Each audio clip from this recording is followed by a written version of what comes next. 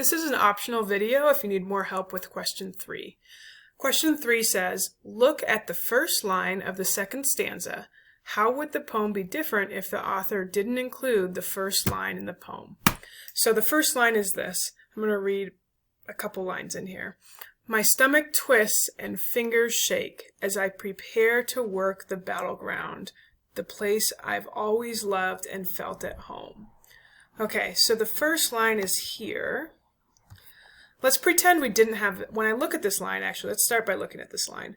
When I look at this line, I think it's, what kind of tone is it? My stomach twists and my fingers shake. So it has a really scared tone. She's very scared. Question 2, we talked about how scared she was.